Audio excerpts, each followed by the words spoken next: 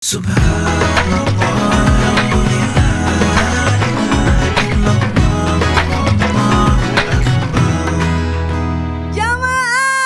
Iya. Oh jamaah. Iya. Alhamdulillah. Masih dengan tema kita Ramadan datang, rezeki bergelimang. Masya Allah, semangat bulan Ramadan nih, cinta sama bulan Ramadan. Nah, jadi tips dari Ustadz Syam adalah bertawakal ya. Karena insya Allah kalau udah bertawakal, Allah yang ngatur. Allah yang atur tuh udah, Insya nanti Allah. rezekinya langsung diputerin. Amin insya Allah. Nah berikutnya nih Ustadz Maulana. Ya. Ada yang nanya nih ya. Ya. Gimana kalau kita ngomongin tentang rezeki? Rezeki itu kan udah diatur. Udah diatur. Ya kan? Ditentuin dari awal. Oke. Tapi kita pengen tahu, katanya ada 4 tingkatan cara Allah memberikan rezeki kepada kita. Oh. 4 cara Allah memberikan rezeki kepada kita. Oh. Bukan tingkatan rezekinya, tapi Ya. caranya Allah. Ya. Kita itu mendapatkan rezeki dari Allah tuh di tingkatan yang keberapa, taunya dari Iya. mana? Mohon tausiahnya. Masya Allah, tabarakallah. Kalau bicara rezeki tidak ada habis-habisnya ya. Kak Caca, izin Habib dan Ustaz Sam. Bismillahirrahmanirrahim. Terima kasih banyak yang nonton Islam Tinda, yang masih bertahan. Ayo semangat, karena ini adalah majelis ilmu juga. Jadi kalau orang nonton Islam Tinda dengerin ilmu, maka nilainya sama dengan pahala 1 gunung. Yakni lebih bagus, lebih baik daripada salat sunat 1000 rakaat. Jadi yang lagi nonton dapat pahala salat sunat 1000 rakaat. Amin. Niatkan untuk bermajelis ya. Amin. Dan Islam Tinda spesial di bulan Ramadan dimulai dari jam 4.15 sampai jam 6. Kaget, loh kok cepet banget? Khusus Ramadan 4.15 sampai jam 6. Nah, berbicara tentang rezeki. Ada pintunya, ada caranya, ada ininya, ada yang memudahkan, ada yang macam-macam. Jadi kalau berbicara tentang rezeki itu banyak pembahasan. Nah kali ini Kak Caca bertanya tentang tingkatan caranya Allah memberi rezeki kepada hambanya. Yang pertama, wa ma min dabbatin fil ardi illa 'alallahi rizqa, sudah dijamin. Yang pertama tingkatan jaminan, semua dikasih rezeki. Semua yang hidup dikasih rezeki. Semua dikasih rezeki. Tapi ada tingkatan yang kedua. Tingkatan yang kedua adalah memperoleh rezeki sesuai apa yang diusahakan. Jadi semua dikasih rezeki, itu tingkatan pertama. Tingkatan kedua, semua dikasih rezeki, tapi ada yang tingkatan kedua, yakni kalau dia berusaha. Ada tambahan lagi. Jadi kalau kita minta rezeki, senantiasa kita minta apa? Tambahkan rezekiku. 1, 2, 3. Tambahkan rezekiku. Kenapa?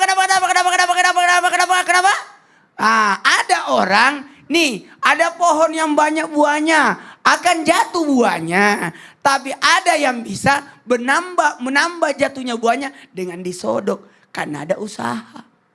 Ada usaha. Jadi kita tidak boleh tinggal diam aja. Anak yang, mohon maaf, kalau di rumah kita ada beberapa bersaudara, semua dapat jatah uang sama orang tuanya, dapat makan, jatah makan siang, makan malam, itu dapat jatah. Tapi ada anak yang menambah jatahnya dengan pergi jualan atau apa usaha. Jadi dia ada tambahan, minimal dia bantu ibunya masak. Pasti jatah makannya lebih banyak, karena dia coba duluan itu makanan. Betul. Sementara anak yang cuma tunggu makanan jadi, berarti ada yang dapat jatah 2. Yang berikutnya, Allah memberikan ketika engkau bersyukur, maka Allah tambahkan rezekimu. Jadi tingkatan yang pertama semua dijamin rezekinya. Tingkatan yang kedua karena dia ada usaha. Tingkatan yang ketiga dikasih rezeki lewat jalur apa? Karena dia bersyukur. Ingat ya, kalau orang bersyukur pasti ditambah. Contoh kita tambah. Kita kasih contoh keseharian ya.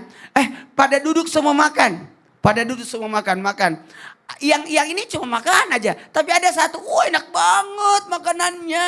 Saya yakin maka dia akan dibungkuskan. Kayaknya itu dia suka Dibawain banget. pulang ya. Iya, Gitu. kayaknya dia suka banget makanan ini. Coba itu usus itu bungkusin. Kayaknya dia suka banget. Ketika orang memuji, itu bagus. Hai guys, ini recommended banget. Enak banget guys. Pasti dibungkusin. Pasti dibungkusin tuh. Ketika orang memuji atau bersyukur, memperlihatkan nikmat Allah, maka Allah tambahkan nikmat itu. Allah tambahkan. Jadi sudah tingkat 3 nih. Tingkatan yang keempat, jikalau orang itu beriman, penuh keyakinan, penuh ketakwaan kepada Allah. Yakin ada tambahan rezeki berupa apa? Bentuk kepuasan, bentuk kebahagiaan, bentuk menikmati. Karena ada tidak sedikit orang, ada juga orang sudah dikasih rezeki malah tidak bersyukur. Bahkan ada juga apa sih, tidak melihat daripada nikmat yang sudah dia terima. Jadi harusnya dengan adanya seperti ini bertambah perasaannya, bertambah keberkahannya, bertambah kemuliaannya, bertambah kesyukurannya. Maka nilai ketakwaan itu pun bahagian daripada tambahan rezeki dari Allah. Jadi ingat, bisa dicatatkan, bisa dirasakan. Semua sama, tapi ada orang lebih karena dia usaha. Semua sama, tapi ada lebih karena dia bersyukur. Semua sama, tapi karena dia penuh ketakwaan dan keimanan. Makanya orang-orang yang berada di bulan suci Ramadan itu bertambah kenikmatan, bertambah jalur rezekinya. Karena kenapa? Sementara dia berpuasa, bertambah rezekinya.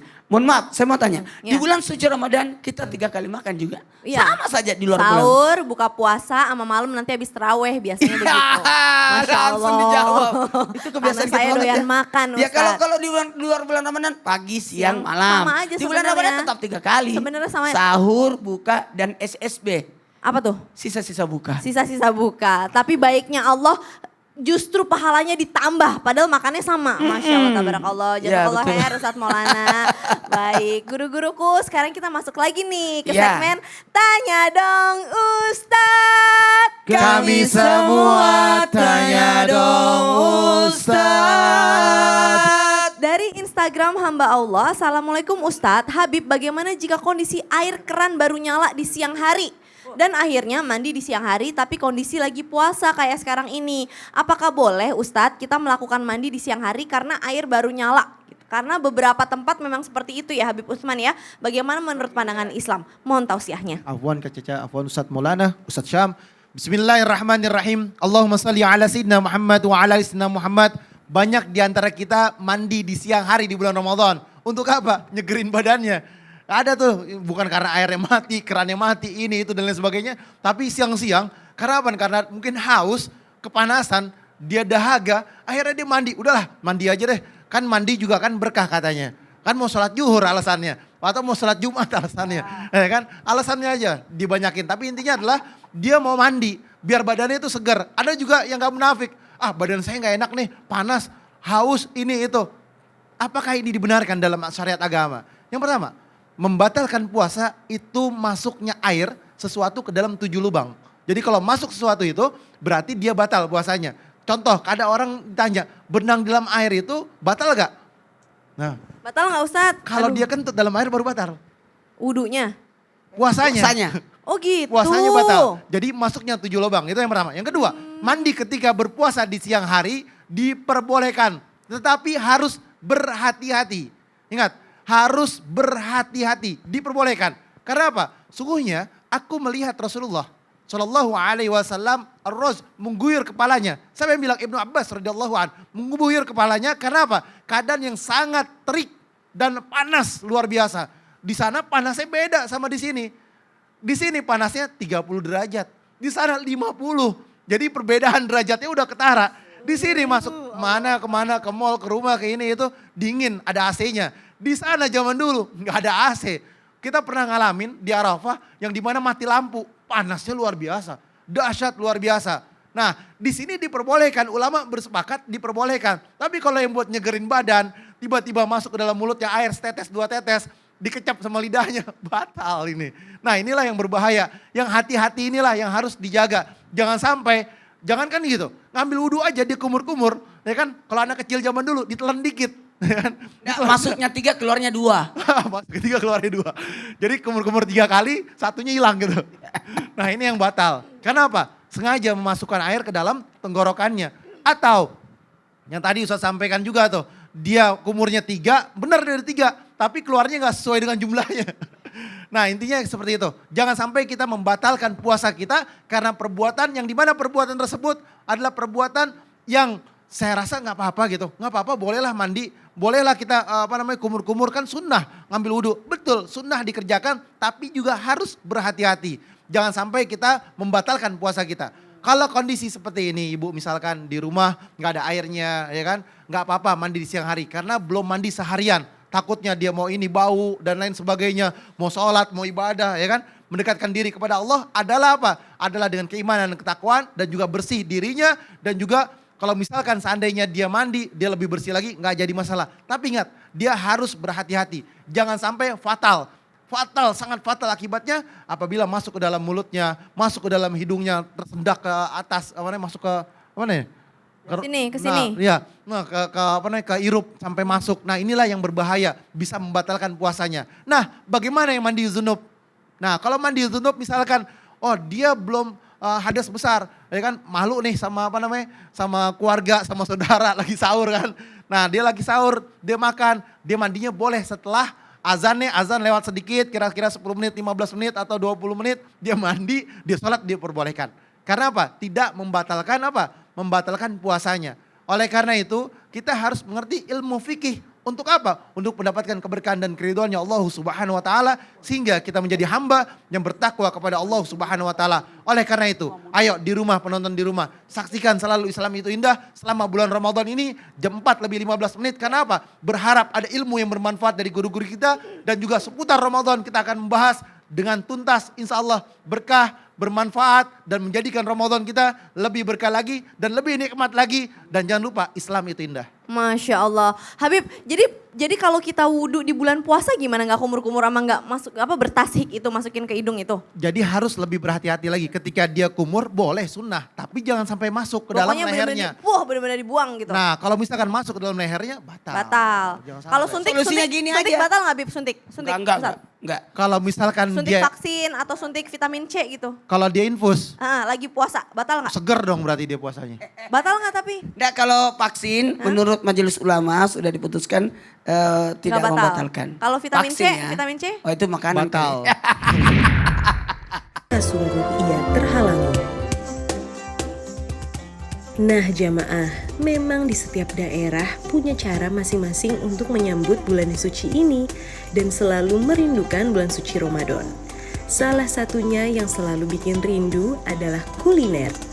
Jamaah Islam Itu Indah, tahu tidak sih? Ternyata di setiap daerah ada makanan yang hanya muncul ketika bulan Ramadan tiba. Dan biasanya menjadi incaran jamaah yang di rumah untuk menu buka puasa atau takjil. Dan gak sedikit loh jamaah, ternyata banyak orang yang rela menyisihkan waktu untuk berburu makanan tradisional khas Ramadan.